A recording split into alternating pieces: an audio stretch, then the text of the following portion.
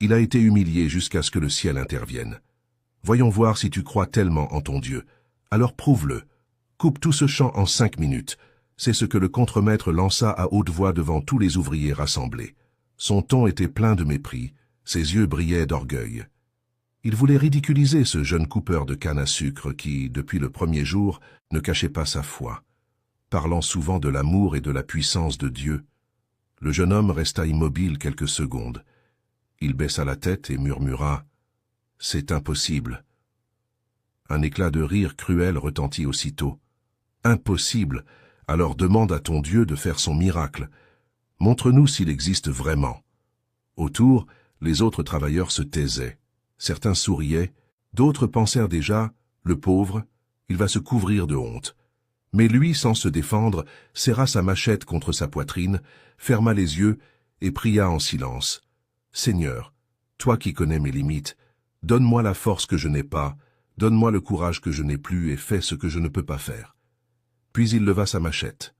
Au premier coup, un vent puissant se leva, sifflant à travers les tiges de canne. Au deuxième coup, le sol tout entier vibra comme sous un tremblement de terre, et au troisième coup, l'impensable arriva. Tout le champ, d'un seul mouvement, s'écroula. Les tiges tombèrent les unes après les autres, comme si une main invisible et toute puissante les avait fauchées. En un instant, le silence fut total. Personne ne bougeait. Le contremaître resta figé, la bouche ouverte, incapable de prononcer un mot. Certains ouvriers, bouleversés, tombèrent à genoux. Des larmes coulaient sur leurs joues.